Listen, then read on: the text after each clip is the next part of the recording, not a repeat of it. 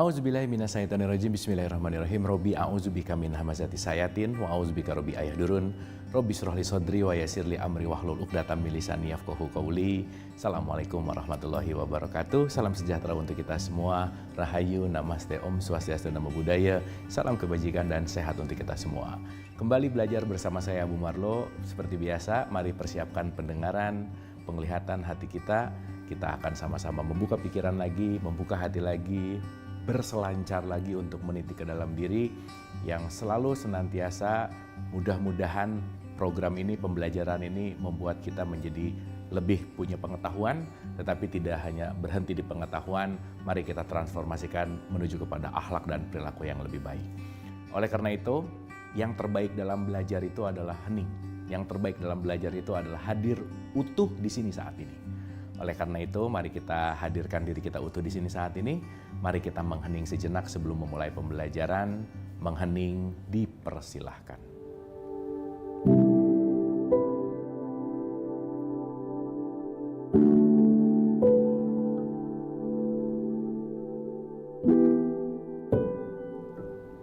Selesai, terima kasih. Mudah-mudahan kita sudah ada di kelas yang sama, sudah ada di hening yang sama, dan siap-siap untuk sama-sama saling belajar.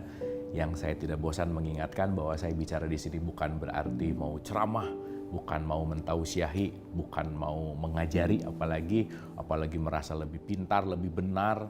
Tidak, tetapi kita sesama murid di semesta ini, di School of Life ini, di sekolah kehidupan ini. Mari kita sama-sama belajar, hanya berbagi pendapat, berbagi pengalaman yang mudah-mudahan ada manfaat yang bisa diambil dari pembelajaran-pembelajaran ini. Minimal jadi pengetahuan, tapi yang terpenting adalah mari kita transformasikan menjadi akhlak dan perilaku yang lebih baik.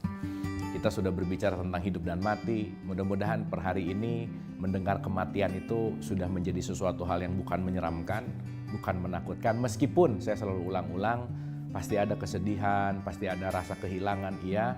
Karena kita wajar sebagai manusia, kita punya memori, gitu ya. Dan memori itu juga bisa melekat.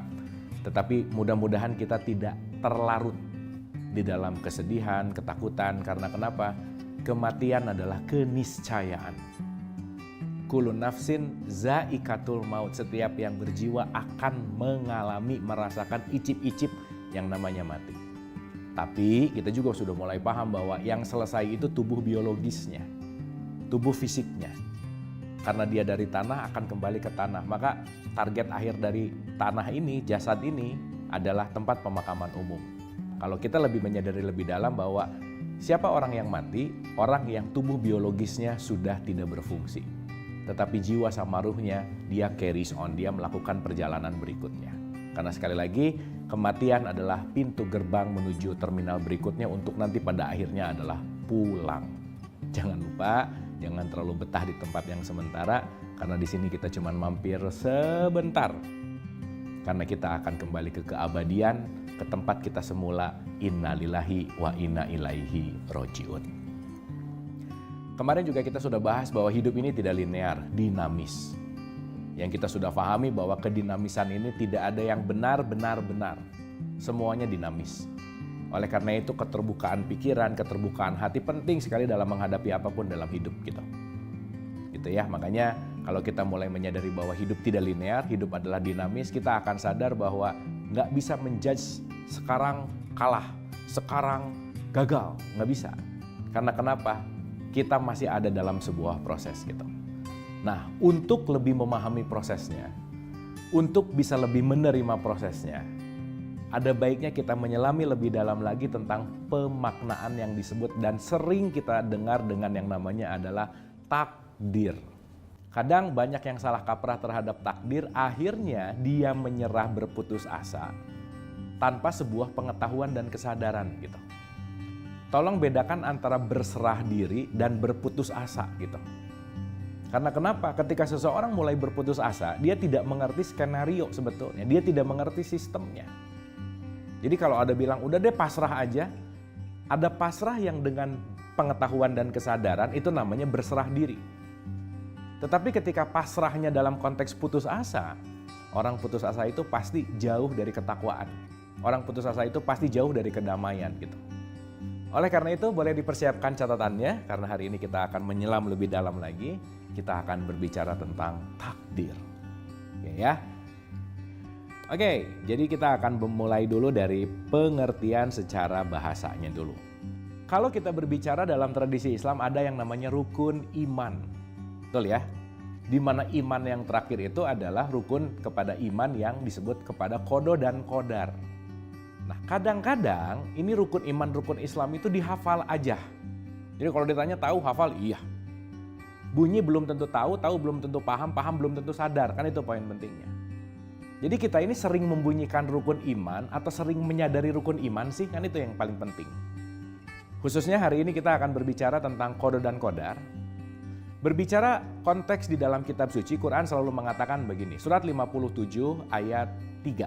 Dialah yang awal dan dialah yang akhir. Artinya startnya dia, finishnya juga dia. Terus 57, 20, 221, 22, 23 di situ mulai menceritakan tentang sistematika. Yang namanya sebuah penciptaan itu pasti ada yang namanya sistem, udah pasti. Maka operating system pasti dibuat terlebih dahulu untuk bisa melakukan apapun itu gitu. Semua apa yang terjadi di semesta ini pasti mengacu kepada sistem ini gitu.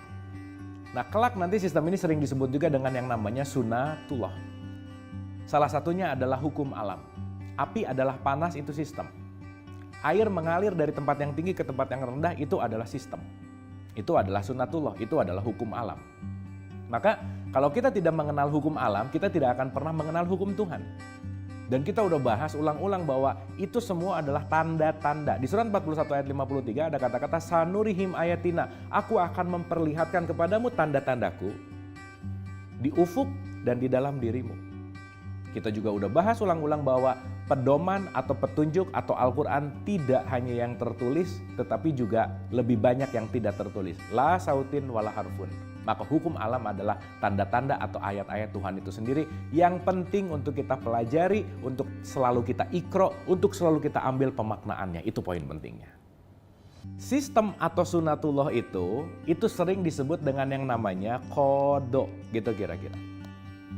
Jadi nanti tolong bedakan dulu nih antara qada dan qadar gitu supaya kita tidak salah mengerti. Akhirnya kalau tidak salah mengerti, jadi tidak salah mengambil keputusan, tidak salah mengesensikan gitu. Karena keputusasaan itu karena nggak ngerti itu aja udah. Gitu ya, makanya pengertiannya naik, kedewasaannya naik, kesadarannya naik, hikmahnya ikut naik. Maka kenapa sih Quran didesain untuk orang yang dewasa? Surat 12 ayat 22 misalkan, ketika kamu cukup dewasa, balago, balik. Salah satu balik itu artinya orang yang terus meningkatkan kesadarannya. Orang yang terus meningkatkan pengertiannya. Jadi kalau saya marah, yang saya butuhkan itu adalah meningkatkan pengertian. Karena saya tidak mengerti maka saya marah gitu. Jadi bukti saya masih kurang pengertiannya ketika saya masih banyak marah-marah gitu kira-kira. Jelas ya, anyway kita nggak akan pernah bisa lepas dari marah-marah sih, itu pasti ada aja. Tapi itu memberikan indikator parameter bahwa mari selalu belajar meningkatkan pengertian, itu poinnya. Jadi sekarang udah mulai ngerti, oh qada itu adalah segala sistem yang sudah ditetapkan sebelum penciptaan ini ada.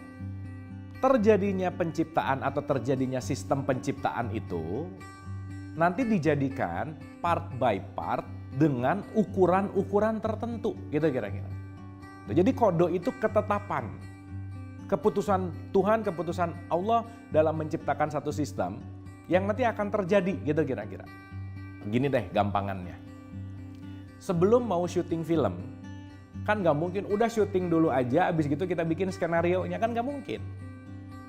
Pasti syuting film ini semua aktor aktrisnya mengacu kepada skenario yang sudah dibikin oleh penulis skenario-nya, sutradaranya. Nah, sang maha sutradara agung Tuhan Allah Subhanahu wa Ta'ala udah bikin skenario dasar, itulah yang disebut dengan yang namanya qada. Jadi kita semua punya skenario masing-masing. Maka jangan curi casting orang lain, capek udah pasti aja.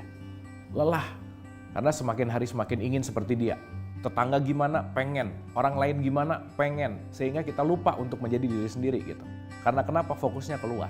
Sekali lagi, qada itu adalah grand skenario-nya. Qadar itu dari kata takdir itu sama sih sebetulnya. Itu artinya adalah ukuran.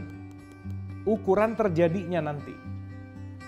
Maka kalau khususnya ibu-ibu ya kalau masak nih, kadar garamnya berapa sih? Nah, kadar itu kan ukuran. Berapa banyak, berapa sendok gitu kira-kira. Semakin banyak garam, semakin asin. Jadi kodoknya garam itu asin. Tapi seberapa asin tergantung nanti ukurannya berapa banyak gitu kira-kira.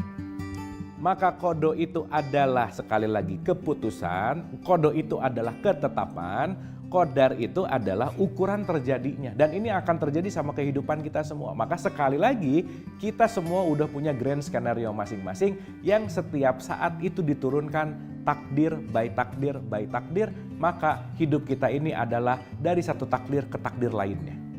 Jangan menyerah kepada takdir, nanti kita akan paham. Nah, kadang gini kira-kira nih, ketika kita nggak paham, udahlah udah takdir. Padahal mohon maaf nih, dia mengatakan udah takdir karena menyerah, putus asa. Beda dengan orang yang memang sudah takdirnya Allah. Kenapa? Dia menerima ukuran yang sudah seharusnya dia dapatkan, gitu kira-kira. Jadi ada 2 poin penting, ada yang menerima takdir, ada yang menolak takdir. Tapi dua-duanya sama, pasrah. Yang satu pasrah tanpa pengetahuan dan kesadaran, yang satu dia memasrahkan dengan kesadaran dan pengetahuan, itu intinya. Nah, sekarang digambarkannya sederhana gini aja, supaya lebih mudah lagi.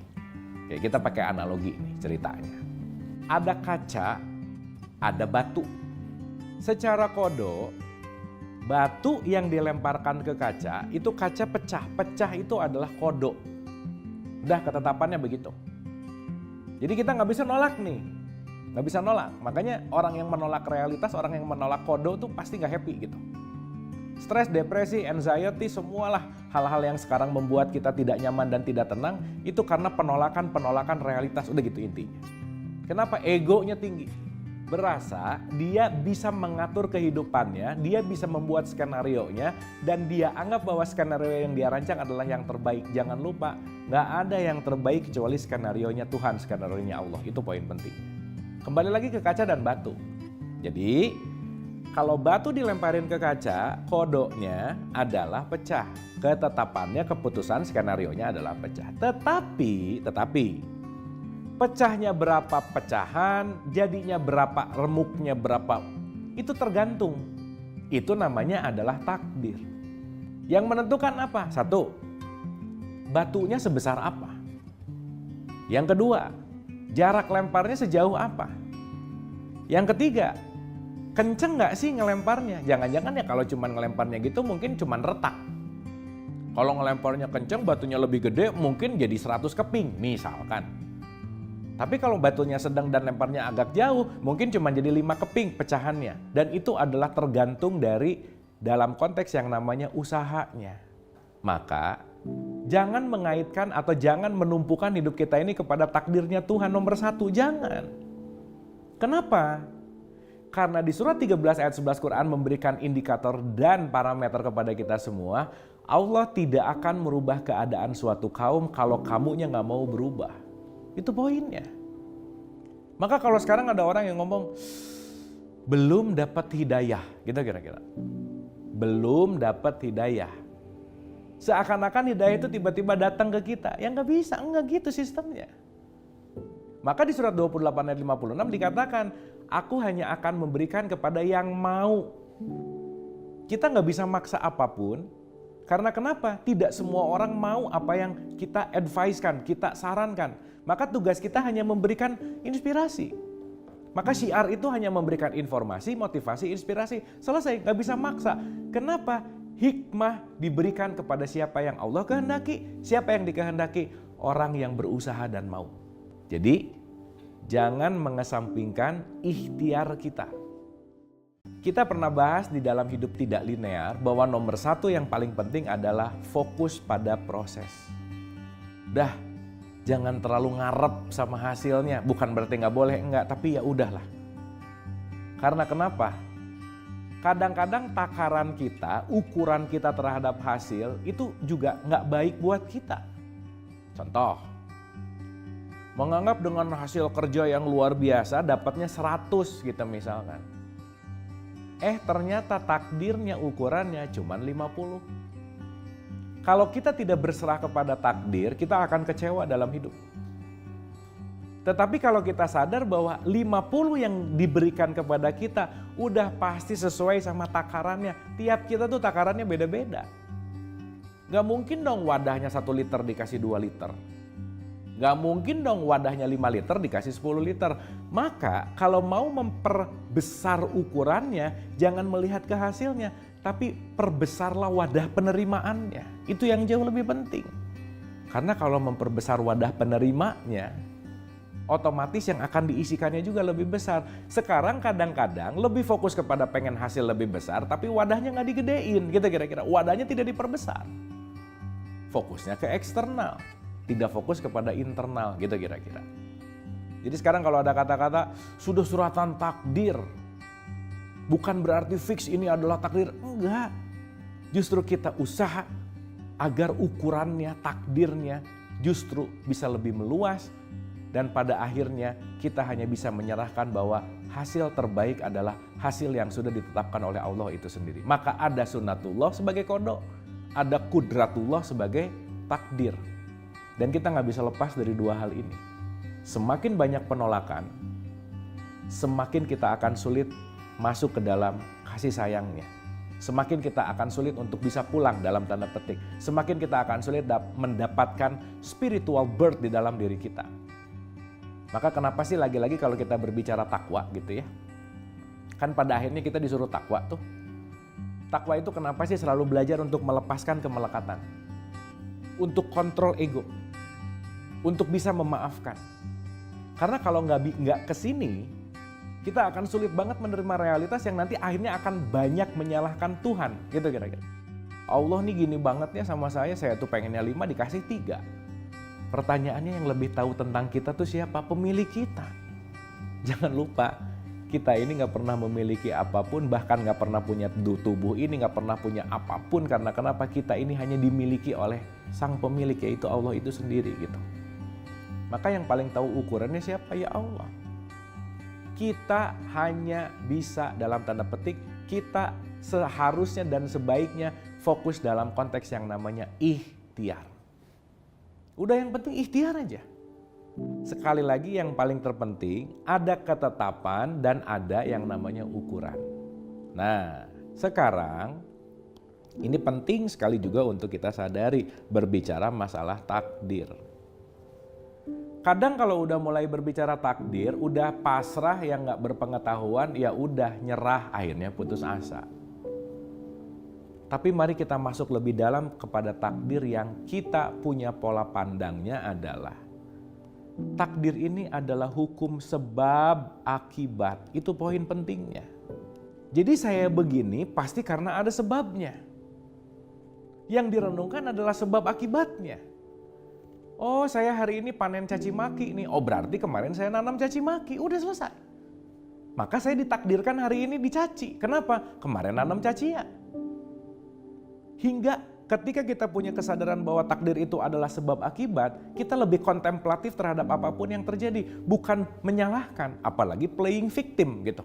Apalagi nyalahin Tuhan gitu. Duh takdirnya gak bagus banget sih. Gak ada yang gak bagus. Gak bagus itu relatif dari limitasi pemikiran kita, limitasi penilaian kita, yang sekali lagi ego kadang-kadang mendominasi gitu. Ya balik lagi ya, maunya manusia kan energi sedikit, hasil banyak gitu kira-kira. Ya nggak bisa dong. Semuanya ada hukum sebab akibat, keseimbangan yang ini nggak bisa diganggu-gugat gitu. Maka siapapun kita nggak bisa kabur dari hukum sebab akibat. Apa yang kita lakukan akan kembali. Semesta ini hanya akan meresonansi apa yang kita lakukan. Maka waspadalah setiap ucapan. Waspadalah setiap perbuatan. Karena semua akan kembali kepadamu. Semua akan kembali ke kita. Dan itu gak akan pernah salah alamat. Maka diulang-ulang, berbuat baik buat diri sendiri. Berbuat jahat untuk diri sendiri. Karena kenapa? Semua akan kembali kepada takdir kita, ukuran kita, sebab akibatnya. Yang nanti kita lebih sadar bahwa, oh saya mendapatkan ini, ternyata saya pernah melakukan ini. Jadi akhirnya apa? Bukan menyesali kejadiannya, bukan benci kepada kejadiannya, tetapi banyak mengambil hikmah dari semua kejadian di dalam kehidupan ini. Mudah-mudahan dengan mengerti ini, kita jadi lebih damai, lebih tenang menghadapi apapun. Kenapa? Semua udah ada ukurannya. Udah, kita jangan sok tahu tentang ukuran yang seharusnya. Kita lepaskan ego-ego sok tahu itu dalam tanda petik, karena kenapa? Sang pemilik paling tahu ukurannya. Kenapa nggak dikasih 10? Karena kalau kamu dikasih 10, kamu bisa lupa sama aku, kata Tuhan. Sekali lagi, hidup tidak linear, hidup selalu dinamis, dan kita nggak pernah rugi, itu poin pentingnya. Berbicara masalah ini semua pasti ada sistemnya sekali lagi. Sistemnya itu adalah disebut dengan yang namanya kodo, ketetapan keputusan. Terjadinya kodo sesuai dengan kodar atau takdir atau ukuran. Di sini ada yang namanya koda. Maka jangan menyerah kepada takdir, karena takdir bukan untuk ya udah nyerah aja deh sama takdir, jangan. Karena kenapa? Nomor 1, yang terpenting adalah usaha, ikhtiar. Dia, Allah, Tuhan hanya mau memberikan kepada yang mau dibukakan. Maka kenapa sih niat itu punya potensi penting dalam apapun? Karena dengan niat kita tahu bahwa melakukan dengan kesadaran. Maka niat dengan usaha itu tidak bisa lepas. Jadi nggak ada yang mendapatkan tanpa sebuah usaha. 5449 mengatakan, aku hanya akan memberikan apa yang kamu usahakan. Semua tergantung dari usaha. Maka semangat untuk selalu berikhtiar, apapun itu. Nggak usah terlalu mikirin hasilnya lah. Karena kenapa? Sadarilah ketika kita berusaha, kita sedang meluaskan takaran sebetulnya. Dan isi nggak akan pernah melebihi takarannya. Kalau saya dapatnya segini, emang takarannya begitu. Gimana kalau pengen lebih besar? Luaskan takarannya. Maka baru yang kedua, si usaha itu sadarilah bahwa setiap usaha pasti ada ukurannya. Maka di situ kita belajar berserah diri gitu. Udah. Doing the best, hasilnya apapun, serahkan. Karena kenapa? Dia yang paling tahu ukuran. Dan level yang ketiga adalah bagaimana selalu bertawakal. Dalam artian, tawakal di sini benar-benar seutuh-utuhnya hanya menyerahkan diri kita kepada Tuhan, kepada Allah. Mudah-mudahan kita memahami takdir lebih dalam lagi. Dengan memahami ini kita lebih bisa menikmati hidup, bersyukur terhadap hidup, dan yang paling penting membuat ketenangan, kedamaian, dan kebahagiaan dalam diri kita. Terima kasih, semoga bermanfaat. Mohon maaf lahir dan batin. Wabillahi taufiq wal hidayah. Assalamualaikum warahmatullahi wabarakatuh.